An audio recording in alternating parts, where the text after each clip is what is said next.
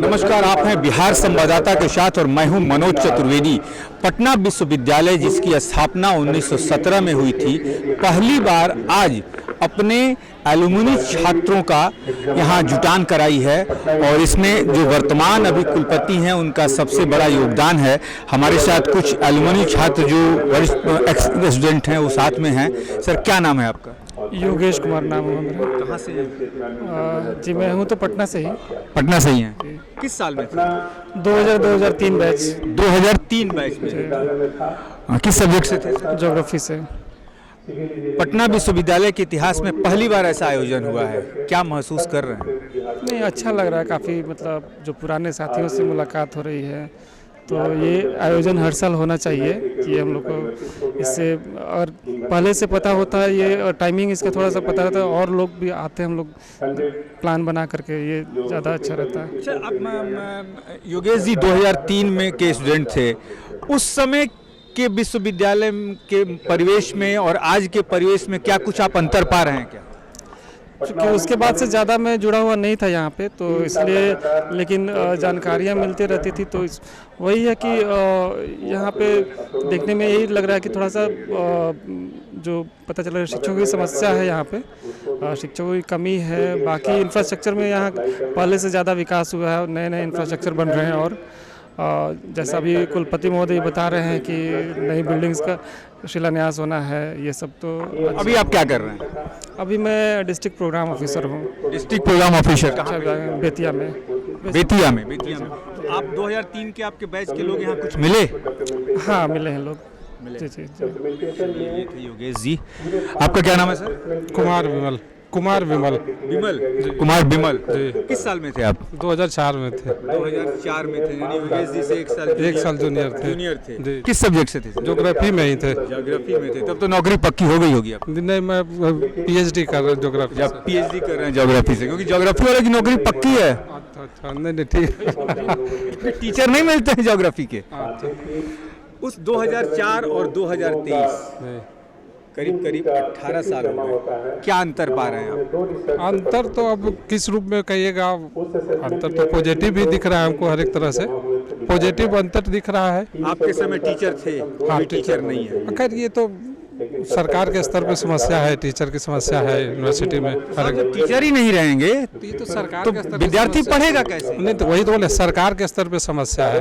ठीक है, ये तो समस्या बहुत बड़ी समस्या है। विश्वविद्यालय हो, वहाँ टीचर ही नहीं हो तो जड़ ही कमजोर है। तो समस्या सरकारी स्तर से? बिल्कुल सरकारी स्तर से।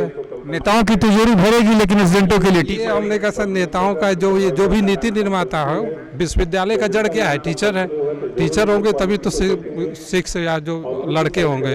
ये तो बहुत बड़ी समस्या है। सरकार कहती है कि परमानेंट नहीं रखना है, उनको पेंशन देना होगा, बहुत कुछ करना होगा, सीधे रख लीजिए 1000 रुपया क्लास पे। अब इस पे हम कुछ नहीं करेंगे। आप सरकार को जो भी नीति करना है, जैसे भी है, शिक्षक आप रखिए, योग्य शिक्षक रखिए, आप जैसे रखिए। विश्वविद्यालय को शिक्षक से मतलब आप कैसे रख रहे हैं, ये तो सरकार की जिम्मेदारी है। इसमें विश्वविद्यालय या कुछ नहीं, आप शिक्षक रखिए, सिलेबस होगा, या जो विश्वविद्यालय का मतलब क्या हुआ, शिक्षा का केंद्र। अच्छा, आप एक बात मानते हैं योगेश जी, आप भी जरा आगे आ जाइए। एक बात, आप दोनों 2003 के आप रहे, 2004 के आप रहे, एक बात मानते हैं कि आपके ज़माने में विद्यालय का फैशन कुछ और था, कुछ सिस्टम, कुछ वातावरण कुछ और था, क्या कुछ बदला है योगेश जी? बहुत कुछ बदला है। आजकल जो अब हाईटेक ज़माना है, मोबाइल में के व्हाट्सएप और फेसबुक का ज़माना, हम लोग के टाइम पे ये सब उतना नहीं था। तो सोशल नेटवर्किंग हम लोग का उतना मजबूत नहीं था जितना कि आजकल के बच्चों का है। तो ये अच्छी बात है, लोग मतलब एक दूसरे से जुड़े रह रहे हैं और इसका पॉजिटिव उपयोग भी है। हाँ सर, क्या नाम है सर? मेरा नाम डॉक्टर प्रियदर्शी सौरभ है। डॉक्टर प्रियदर्शी किस साल में थे?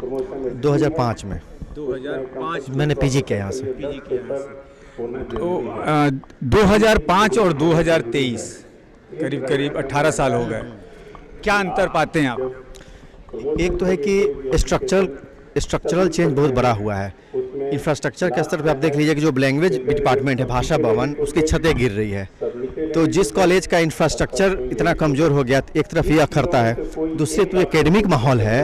अब 2 बजे के बाद कैंपस में आ जाइए, लगता है कि श्मशान घाट है। तो एक संस्थान की पहचान होगी उसके छात्रों से। जब छात्र 2 बजे न मिलें, शिक्षक न मिलें, तो इससे बड़ा दुर्भाग्य क्या हो। डॉक्टर प्रियदर्शी, आप मानते हैं कि ईस्ट का ऑक्सफोर्ड 1917 में स्थापना हुई थी इसकी, इस विश्वविद्यालय से तमाम ऐसे दिग्गज लोग निकले जो भारत की शान बने।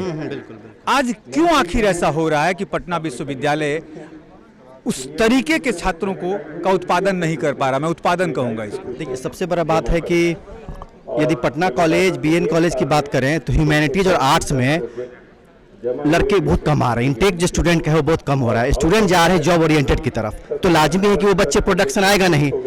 जब मैनेजमेंट का, एमबीए का, बीबीए का दौर आएगा तो हिस्ट्री, ज्योग्राफी, फिलॉसफी में वो मेरिट आएगी नहीं।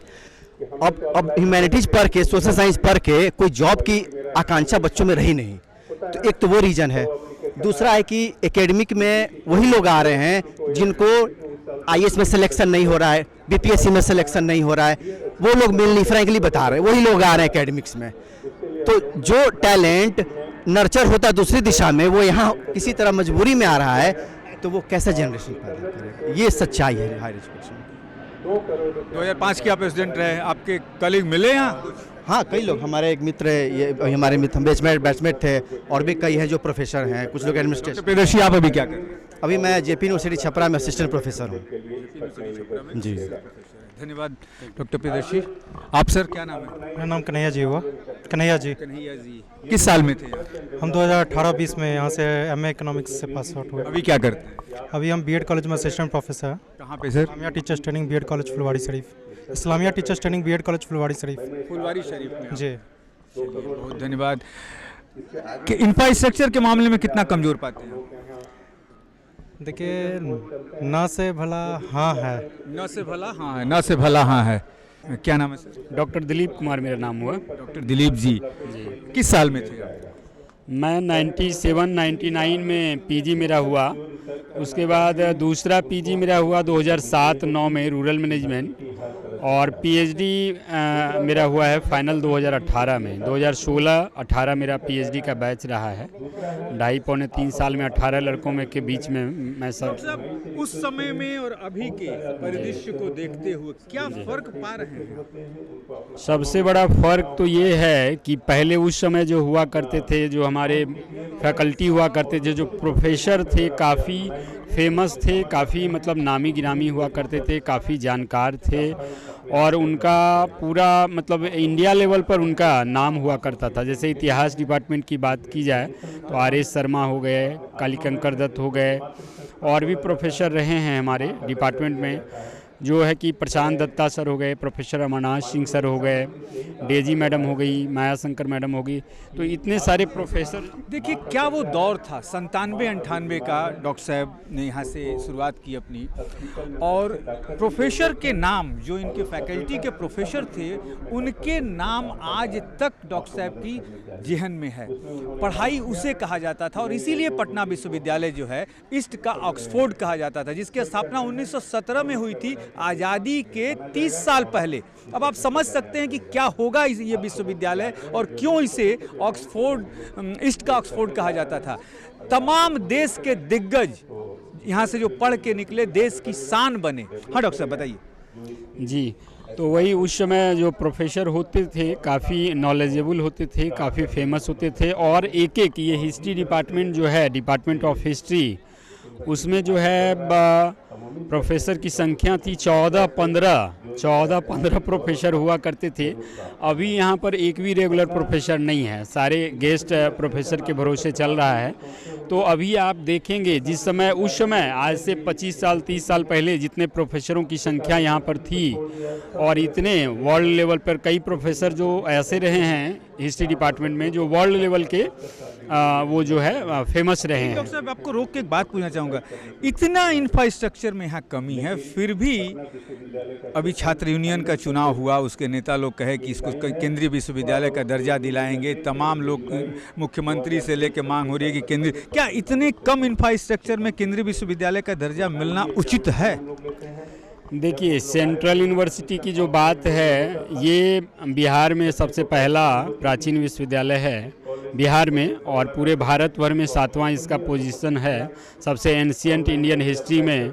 इसके पहले ये कोलकाता यूनिवर्सिटी के अंतर्गत था, तो इनका काफ़ी ग्लोरियस हिस्ट्री रहा है। यहाँ पर काफ़ी बड़े बड़े विद्वान IAS, IPS या फिर प्रोफेसर या प्रशासनिक पदाधिकारी यहाँ या राजनेता भी हो कहा जाए तो यहाँ की देन रही है। हमारे नीतीश कुमार जी, माननीय मुख्यमंत्री जी और भी कई लोग, एक से एक राजनेता भी यहाँ पर हुए हैं।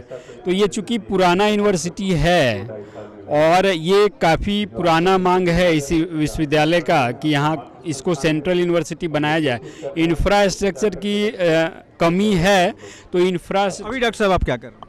अभी मैं असिस्टेंट प्रोफेसर हूँ जयप्रकाश विश्वविद्यालय छपरा में, जगदम कॉलेज छपरा में मैं असिस्टेंट प्रोफेसर हूँ हिस्ट्री डिपार्टमेंट में।